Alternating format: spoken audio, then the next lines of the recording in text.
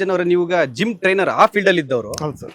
Cinema industry ಕಡೆ ಏನಕ್ಕೆ ಒಲವು ಬಂತು, ಆ ಕಡೆ ಏನಕ್ಕೆ ಹೆಜ್ಜೆ ಇಟ್ಬಿಟ್ರಿ? ಸರ್ ಆಕ್ಚುಲಿ ನಾನು ಚಿಕ್ಕ ವಯಸ್ಸಿಂದನೂ ಸ್ಕೂಲಲ್ಲೂ ನೀನ್ ಏನಾಗ್ಬೇಕು ಅಂತ ಹೇಳಿದ್ರೆ ನಾನು ಸಿನಿಮಾ ಹೀರೋ ಆಗ್ಬೇಕು ಅಂತ ಅವಾಗಿಂದನೂ ಹೇಳ್ತಾ ಇದ್ದೆ. ಅವಾಗ್ಲೇನೆ? ಚಿಕ್ಕ ಸ್ಕೂಲಲ್ಲಿ ಇದ್ದಾಗ್ಲಿಂದನೂ ಹೇಳ್ತಾ ಇದ್ದೆ. Okay. ಆಮೇಲೆ ಚಿಕ್ಕ ವಯಸ್ಸಿಂದನೂ ನಮ್ಗೆ ಈಗ DD1 ದೂರದರ್ಶನ ಅಂತೆಲ್ಲ ಬರ್ತಿತ್ತಲ್ಲ, ಹೌದು. ಅದರಲ್ಲಿ ಚಿತ್ರಮಂಜರಿ ಅಂತ ಬರೋದು ಹ್ಮ್ ಚಂದನ ಟಿವಿಲಿ. ಹೌದು. ಸಾಯಂಕಾಲ 7ರಿಂದ 7:30 ಹ್ಮ್ ಅಥವಾ 7:30ಯಿಂದ 8 ಗಂಟೆಗೆ ಬರ್ತಾ ಇತ್ತು. ವಾರ್ತೆಗಳು ಆದ್ಮೇಲೆ ಇದು ಆದ್ಮೇಲೆ ಒಂದ್ ಬರ್ತಿತ್ತು. ಹಾಫ್ ಅನ್ ಅವರ್ ಬರ್ತಾ ಇತ್ತು. ಅವಾಗಿಂದನೂ ಇಂಟ್ರೆಸ್ಟ್ ಇತ್ತಲ್ಲ ಸಿನಿಮಾ ಫೀಲ್ಡ್. ಬಟ್ ನಮ್ ಫ್ಯಾಮಿಲಿ ಯಾರು ಇಲ್ಲ ಸಿನಿಮಾ ಫೀಲ್ಡ್ ಅಲ್ಲಿ. ಹ್ಮ್ ಅದಕ್ಕೆ ನಮ್ಮ ಮನೇಲಿ ಏನ್ ಹೇಳಿದ್ರು, ಒಂದು ಎಜುಕೇಶನ್ ಅನ್ನೋದನ್ನ ಮುಗಿಸ್ಕೊ, ಹ್ಮ್ ಅದಾದ್ಮೇಲೆ ನಿನ್ಗೆ ಏನ್ ಇಂಟ್ರೆಸ್ಟ್ ಇದೆಯೋ ಸಿನಿಮಾ ಫೀಲ್ಡ್ ಹೋಗಪ್ಪ. ಹ್ಮ್. ಯಾಕಂದ್ರೆ ನಮ್ಗೆ ಅದ್ರ ಬಗ್ಗೆ ಗೊತ್ತಿಲ್ಲ. ಹ್ಮ್ ಅದಕ್ಕೆ ಏನ್ ಕೋರ್ಸ್ ಮಾಡಿ ಹೋಗ್ಬೇಕಾ ಹ್ಮ್ ಅಥವಾ ಹಾಗೆ ಹೋಗಿ ಸೇರಿಸ್ಕೋತಾರ ಅದ್ ನಮಗ್ ಗೊತ್ತಿಲ್ಲ ಅಂತ ಹೇಳಿದ್ರು. ಹ್ಮ್ ಸರಿ ಆಯ್ತು ಅಂತ ಅನ್ಬಿಟ್ಟು ನಾನು ಎಜುಕೇಶನ್ ಮುಗಿಸ್ಕೊಂಡು ಹ್ಮ್. ಅದ್ರ ಜೊತೆಗೆ ಈ ಸಿನಿಮಾಗೆ ಟ್ರೈ ಮಾಡ್ತಾ ಇದ್ದೆ. ಹ್ಮ್. ಒಂದ್ ಚಿಕ್ಕ ಚಿಕ್ಕ ಪಾತ್ರಗಳಿಗೆ ಅವಕಾಶಕ್ಕೋಸ್ಕರ ಹ್ಮ್. ಸಣ್ಣ ಪುಟ್ಟ ಪಾತ್ರಗಳು ಮಾಡ್ಕೊಂಡು ಆಮೇಲೆ ನಾನು 2016 ಬಂದಾದ್ಮೇಲೆ ನಾನು ಹೀರೋ ಆಗಿ ನಾನು ಮಾಡಿದ್ದೆ. ಅಂದ್ರೆ ಹೀರೋ ಆಗಿನ್ನ ಮುಂಚೆನೆ ಸುಮಾರು ಸಣ್ಣ ಪುಟ್ಟ ಪಾತ್ರಗಳೆಲ್ಲ ಮಾಡಿದ್ರಿ. ಸೀರಿಯಲ್ಸ್ ಮಾಡಿದ್ದೆ. ಹಾ. ನಾನು ಮಾಂಗಲ್ಯ ಅಂತ ಸೀರಿಯಲ್ ಮಾಡಿದ್ದೆ. ಅದ್ರಲ್ಲೂ ಮಾಂಗಲ್ಯ. ಅದು ಒಂದು 3 ತಿಂಗಳು ಮಾಡಿದೆ. ನೆಗೆಟಿವ್ ಶೇಡ್ ಕ್ಯಾರೆಕ್ಟರ್ ಮಾಡಿದ್ದೆ. ಹ್ಮ್. ಅದಾದ್ಮೇಲೆ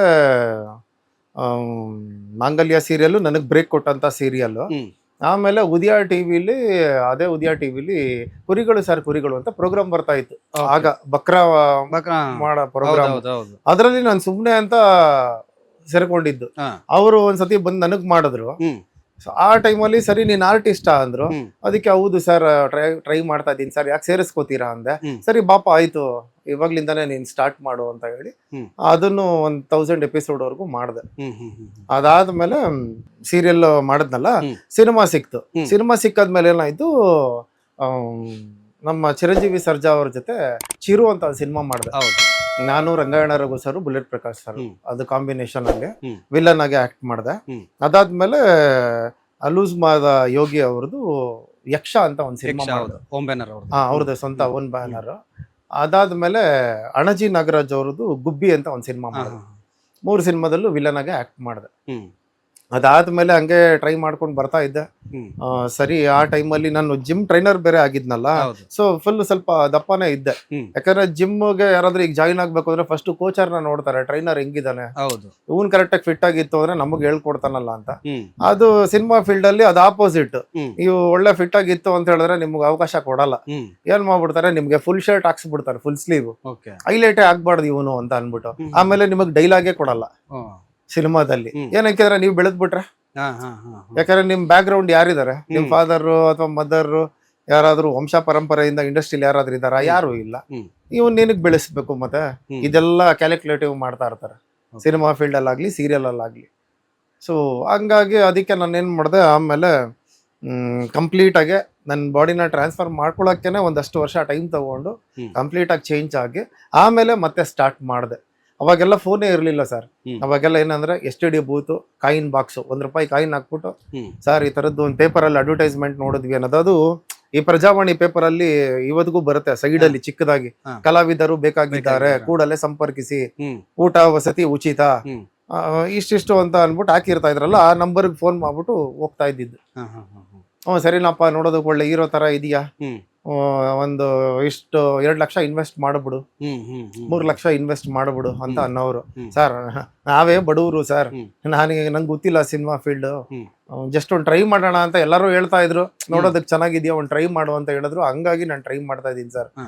ನೋಡಿ ಸರ್, ಬೇಕಾದ್ರೆ ಹೀರೋ ಕೊಡ್ಲಿಲ್ಲ ಅಂದ್ರೂ ಪರವಾಗಿಲ್ಲ, ಸಣ್ಣ ಪುಟ್ಟ ಪಾತ್ರ ಇದ್ರು ಕೊಡಿ ಸರ್ ಅಂತ ಹ್ಮ್. ಈ ರೀತಿ ಟ್ರೈ ಮಾಡ್ತಾ ಇದ್ದಿದ್ದು ನಾನು. ಓಕೆ.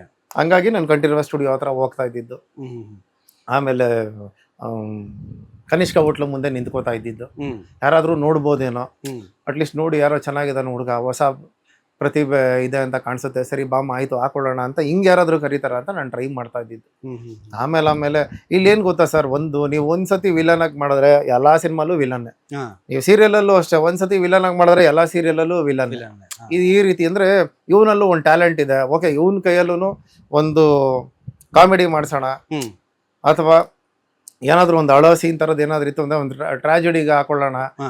ಅಥವಾ ಇವನಲ್ಲೂ ಸಿಕ್ಕಾಪಟ್ಟೆ ಇದೆ, ಒಂದು ಮಾಸ್ ಲುಕ್ ಇದೆ. ಹ್ಮ್ ಆ ರೀತಿ ಯಾರು ನೋಡಲ್ಲ ಇಲ್ಲಿ. ಟ್ಯಾಲೆಂಟಿಗೆ ಬೆಲೆ ಇಲ್ಲ ಅಂತಾರ. ಸ್ಟ್ರಗಲ್ ಹೆಂಗಿತ್ತು ಅಂದ್ರೆ, ಯಾವ ನಿಮ್ ಬ್ಯಾಕ್ ಗ್ರೌಂಡ್ ಏನಿಲ್ಲ, ನಿಮ್ ಫ್ಯಾಮಿಲಿ ಏನ್ ಫಿಲಂ ಫೀಲ್ಡ್ ಅಲ್ಲಿ ಇಲ್ಲ, ಸೊ ಇದು ಎಂಟ್ರಿ ಕೊಡ್ಬೇಕು ಅಂದ್ರೆ ತುಂಬಾ ಕಷ್ಟ ಇದ್ದೇ ಹೌದು ಸರ್, ಹೌದು. ಸೊ ಯಾವ ತರ ಇತ್ತು, ನಿಮ್ನ ಯಾವ ತರ ಟ್ರೀಟ್ ಮಾಡ್ತಾ ಇದ್ರು? ಯಾರು ಡೈರೆಕ್ಟರ್ ಆಗಿರ್ಬೋದು, ಸಡನ್ ಆಗಿ ಕರೆದು ಕೊಡ್ತಾ ಇದ್ರ? ಸರ್ ಕೊಡ್ತಾ ಇದ್ರು ಅನ್ನೋದಕ್ಕಿಂತ ಕಾಯ್ಸವ್ರು. ಹ್ಮ್ ಸರ್ ಮುಂಚೆ ಹೆಂಗಿತ್ತು ಅಂದ್ರೆ ಆಗಿನ ಕಾಲದಲ್ಲಿ ಡೈರೆಕ್ಟರ್ಗಳೆಲ್ಲ ಸ್ಟ್ರಿಕ್ಟು ಸರ್. ಹ್ಮ್ ಹ್ಮ್ ಅವ್ರ ಟೈಮಿಂಗ್ಸ್ ಅಂದ್ರೆ ಟೈಮಿಂಗ್ಸ್, ಆ ಟೈಮಿಗೆ ಅಲ್ಲಿ ಇದ್ಬಿಡ್ಬೇಕಾಯ್ತು. Okay. ಆ ಟೈಮಿಗೆ ನಾವು ಹೋಗಿಲ್ಲ ಅಂತ ಹೇಳಿದ್ರೆ ನಮ್ಮ ಬದಲು ಬೇರೆಯವ್ರಿಗೆ ಅವಕಾಶ ಕೊಟ್ಟು ಬಿಡೋರು. ಹ್ಮ್ ಅದು ಆ ತರ ಇತ್ತು. ಆಮೇಲೆ ಒಂಥರ ಹೇಗಾಗ್ಬಿಟ್ಟಿದೆ ಅಂತ ಹೇಳಿದ್ರೆ ಒಂಥರ ಬಿಸ್ನೆಸ್ ತರ ಆಗೋಗ್ಬಿಟ್ಟಿದೆ. ಹಾ ನೀನ್ ದುಡ್ಡು ಕೊಡ್ತೀಯಾ ನೀನೇ ಹೀರೋ. ಓಕೆ ಈಗ ಸೀರಿಯಲ್ 10 ಲಕ್ಷ ತಗೋ, 10 ಲಕ್ಷ ಕೊಡ್ತೀಯಾ ನೀನ್ ಹೀರೋ. ಓಕೆ ಸಿನಿಮಾಗ ಒಂದ್ 20-25 ಲಕ್ಷ ಕೊಡು, ನೀನ್ ಸಿನಿಮಾದಲ್ಲಿ ಹೀರೋ ಆಗಿ ಮಾಡ್ತೀನಿ. ಹ್ಮ್ ಹ್ಮ್ ಹ್ಮ್ ನಾವೇನಕ್ ಬರ್ಬೇಕು ಮತ್ತೆ? ಹಂಗಾರೆ ನಾ ಏನೇ ಟ್ಯಾಲೆಂಟ್ಗಳು ಇಟ್ಕೊಂಡಿತ್ತು ಅಂದ್ರೆ ಏನಕ್ಕೆ ಮತ್ತೆ? ಈಗ 25 ಲಕ್ಷ ರೂಪಾಯಿ ಕೊಡೋದಕ್ಕಿಂತ ಅದೇ 25 ಲಕ್ಷ ಎತ್ಕೊಂಡೋಗಿ ಬ್ಯಾಂಕಲ್ಲಿ ಇಟ್ರೆ ಬಡ್ಡಿ ಆದ್ರೂ ಬರುತ್ತಲ್ಲ, 1% ಅಂದ್ರೂ ಕೂಡ. ಹೌದೌದು ಅದನ್ನ ಏನಕ್ಕೆ ಹೋಗ್ಬಿಟ್ಟು ಅಲ್ಲಿ ಅಕ್ಕ ಅಮ್ಮ ಅಂತ ಅನ್ಸ್ಕೊಂಡು ಬೈಸ್ಕೋಬೇಕು? ಕರೆಕ್ಟ್. ಅದು ಆಗೋಗ್ಬಿಟ್ಟಿದೆ. ಹ್ಮ್ ನನಗೆ ಆ ಥರನೂ ಆಗಿದೆ ಸಿನಿಮಾಲಿ, ಸೀರಿಯಲ್ಗಳಲ್ಲಿ ಹಾ ಆ ರೀತಿನೂ ಹೇಳಿದ್ದಾರೆ. ಹ್ಮ್ ಅಕ್ಕ ಅಮ್ಮ ಅಂತಾನೂ ಬೈದಿದ್ದಾರೆ. ಹ್ಮ್. ಬೇಜಾರಾಯ್ತು ನನಗೆ. ಹ್ಮ್. ಬಟ್ ನನ್ನನ್ನು ಕಳಿಸ್ಕೊಟ್ಟಿರ್ತಾನಲ್ಲ, ಈ ತರದ್ ಒಂದು ರೆಫರೆನ್ಸ್ ಕೊಟ್ಟಿರ್ತಾನಲ್ಲ, ಹೌದು. ಈ ಸೀರಿಯಲ್ ಪಾತ್ರ ಇದೆ ಅಥವಾ ಸಿನಿಮಾದಲ್ಲಿ ಇದೆ ಅಂತ, ಹ್ಮ್. ನಾನು ಬಿಟ್ಬಿಟ್ಟು ಬಂದ್ಬಿಡ್ತು ಅಂದ್ರೆ ಹ್ಮ್. ನೆಕ್ಸ್ಟ್ ಅವನ್ಗೆ ಕೇಳ್ತಾರೆ, ಎಂತ ಆರ್ಟಿಸ್ಟ್ ನ ಕಳಿಸ್ಕೊಟ್ಟ, ಬಿಟ್ಟೆ ಹೊಟ್ಟೋಗ್ಬಿಟ್ಟ ಅವನು ಹ್ಮ್ ಹ್ಮ್ ಅಂತ. ಅವನಿಗೆ ಅವ್ನಿಗೆ ಬೈಕೋಬಾರ್ದಲ್ಲ ಅಂತ ನಾನು ಅಟ್ಲೀಸ್ಟ್ ಸರಿ ಬೈತಾರ, ಸರಿ ಬೈಲಿ ಬಿಡು. ಹ್ಮ್ ಹ್ಮ್ ಹ್ಮ್ ನಮಗೂ ಒಂದು ಟೈಮ್ ಅನ್ನೋದು ಬರುತ್ತೆ, ಹ್ಮ್ ಅಲ್ಲಿವರೆಗೂ ಪೇಷನ್ಸ್ ಇದ್ದ ಇರೋಣ ಅಂತ ಅನ್ಬಿಟ್ಟೆ ಇದ್ದೆ. Okay. ಸೊ ಇವತ್ತು ಯಾರನ್ನು ಮಾತಾಡೋದಕ್ಕೆ ಹೋಗಲ್ಲ. ಹ್ಮ್ ಹ್ಮ್ ಹ್ಮ್ ಹಾಗೆ ಅದೆಲ್ಲನೂ ಒಂದು ಟೈಮು ಸರ್.